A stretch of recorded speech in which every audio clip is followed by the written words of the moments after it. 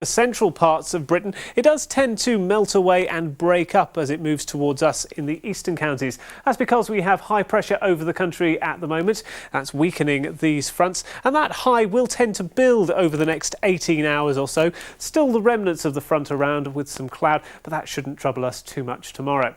Now, with high pressure around, it's a good time to check the barometer. It's around about 1019 millibars at the moment, and that converts to 30.09 inches. So it's getting warmer. This was the position today at lunchtime.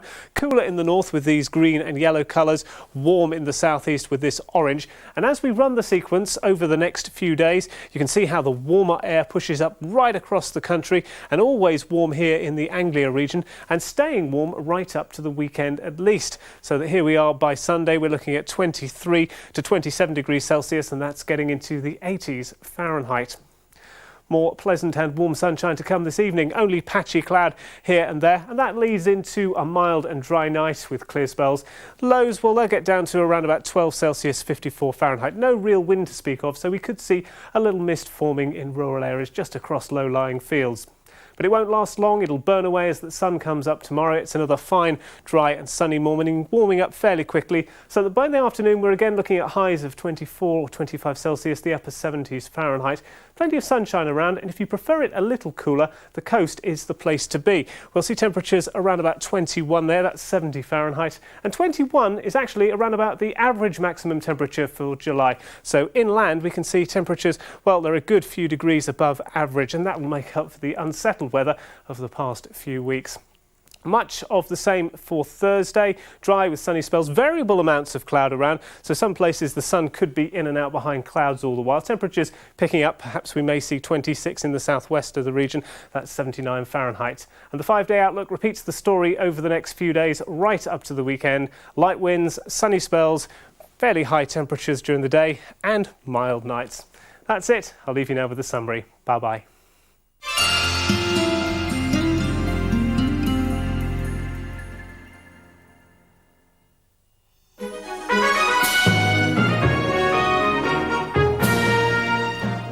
Anglia News at 6, tonight with Helen McDermott and Claire Weller.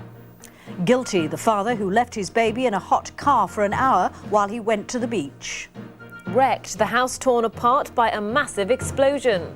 And the tree surgeon's verdict and what it means for the battle to save this avenue of horse chestnuts.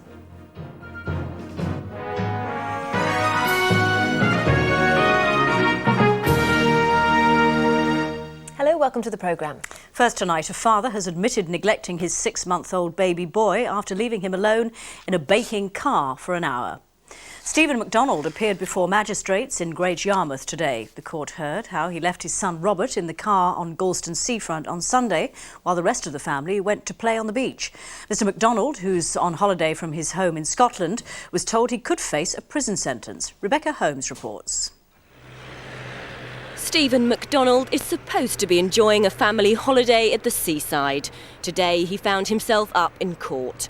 On Sunday he left his 6-month-old son Robert alone in the family car for an hour while he enjoyed himself on the beach at Galston. As Mr MacDonald and his family drove to Marine Parade, baby Robert fell asleep in the back of the car. So Mr MacDonald decided to leave him there while he, his wife and 2 other children went to play on the beach.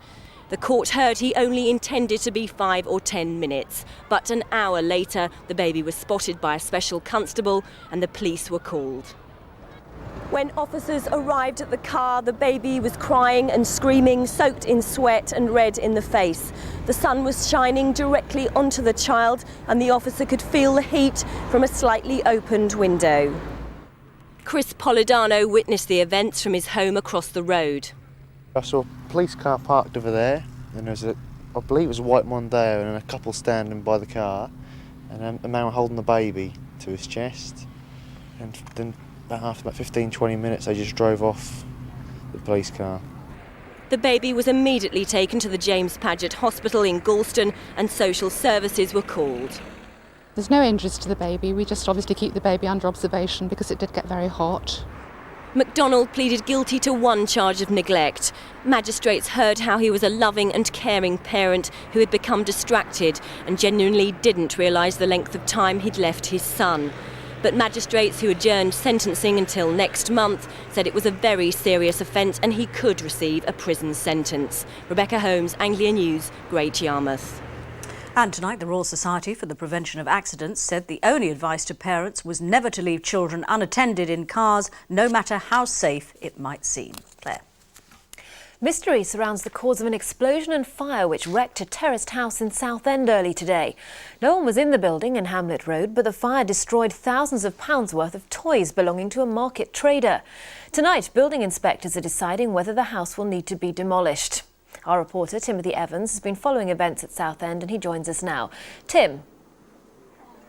Well, Claire, the house behind me is little more than a shell, and a rather precarious shell at that. The roof has gone, the walls may be beyond repair, and because of that, firefighters who are here at the scene still helping the owners to clean up and to salvage what they can, have been unable to go inside the house to determine which came first, the fire or the explosion. Whichever way round it was, the consequences were certainly severe. Now, thankfully, there was no one inside the house at the time. Had there been, they would almost certainly not have survived. Looking down on what remains of the house, it's clear that inside the devastation is complete. The burnt timbers of the roof have collapsed, either from the fire or the explosion. The masonry walls are thought to be unsound and unsafe. In the early hours of this morning, local residents were woken by a loud explosion. One said the whole of the top of the house was engulfed in flames. Another took part in desperate attempts to check whether anyone was inside the house. Myself and some neighbours knocked down the front door, the two front doors, and calling to the owner of the house who we thought was inside. The owner was in fact away from the house. 25 firefighters from Southend and the surrounding area were quickly at the scene. The fire was already burning fiercely and was all the more difficult to tackle because many rooms contained densely stacked boxes of toys and comics. An additional problem was the fear that the structure could collapse. The extent of the damage during the original explosion was uncertain. We're not going in the building. We've been fighting the fire purely from outside for the last couple of hours, pouring water on top. But because of the way that the stock has been, the fire is deep down. It will be burning for hours, if not days. Following the explosion, debris rained down on the surrounding area. A car nearby was badly damaged. Several times during the day, flames flared up again and had to be doused with pressure jets. It's thought the fire could continue smouldering for some time. A chimney stack was demolished at lunchtime because of fears it will collapse. Building inspectors will now decide what will happen to the house.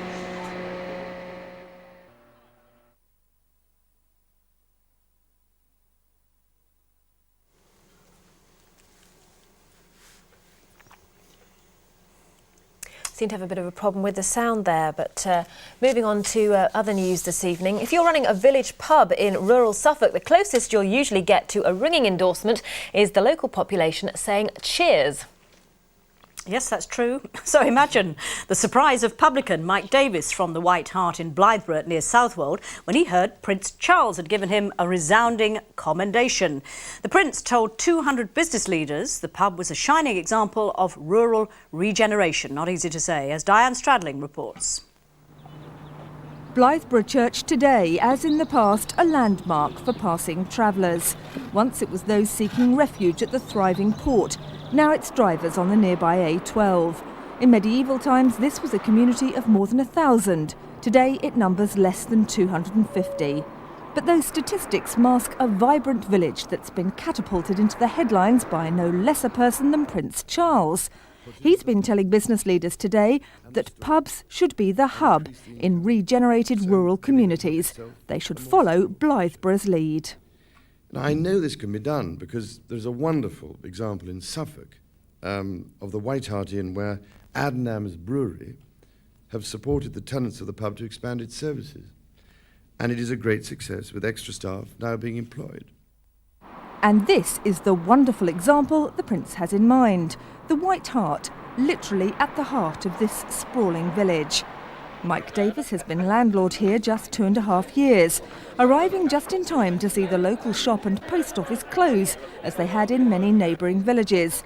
Nearly half of all rural communities have no shop or post office. 6 village pubs go out of business each week, but not here. A year ago, the Davises converted a barn. It's now the village stores, post office, takes in dry cleaning and prescriptions and runs a video library. Mike admits it's hard work, but says it's good to give back to local people and hopes other country businesses will follow suit. I think the potential is there if you're prepared to put the time and effort in. And yes, you can make a profit on that, and plus your pub, so that makes it a viable proposition. The local community is proud of its pub and its pat on the back from the Prince. I think Prince Charles is quite right. The rural areas want to support themselves more. A quick look around Blythburgh and you see there's no lack of local initiative and enterprise. Blythburgh has some splendid old structures. This is one of them. And it certainly has its own very special sort of charm, but it's not what you would really call a picture postcard kind of village. But what it lacks in that sort of chocolate box cliché sort of style, it more than makes up for in terms of community spirit. And that now has the royal seal of approval. Diane Stradling, Anglia News, Blythburgh.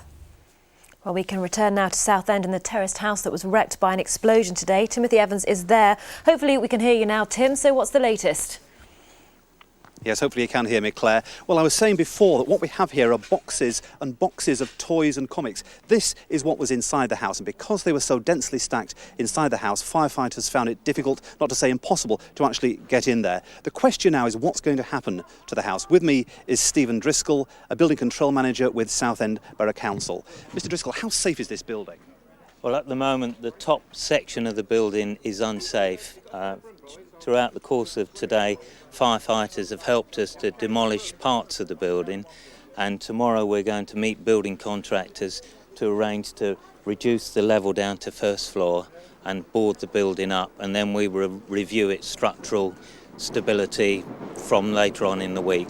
Could the whole lot have to go eventually? It's possible the whole building will have to be demolished down to ground level and rebuilt at a future date, yes. What damage has been suffered here? Well, obviously the roof has gone from the buildings, the chimney the chimney stacks have had to be pushed in, and all the floors have sustained severe damage. And whilst there's still goods inside the building, we're not happy with its structural loading, so until all that's removed safely, then we can reassess the building's stability. Yes. Now, there's some question of neighbours being allowed back into their homes today. How safe are their houses? Well, the building next door has been affected. The electricity off's next door, and a lot of water has got into the building, and that building is being kept shut for the time being, and those people have been housed in local hotel accommodation. The other buildings are still safe. Is there any word on how this fire started? We have no idea at the moment. Police and fire brigade investigators were here this morning trying to ascertain what happened. They think it could possibly be an explosion, but until they've carried out a full research, once the building's it's safe for them to go into the building, we won't know until that stage. Mr. Driscoll, thank you very much for joining us. Now, fortunately, as we said, there was no one in the house at the time the explosion occurred. The only casualty we think was in there was a parrot who didn't survive. Back to the studio. Thanks, Tim. Detectives in Suffolk have called off their investigation into an alleged rape at Bramford.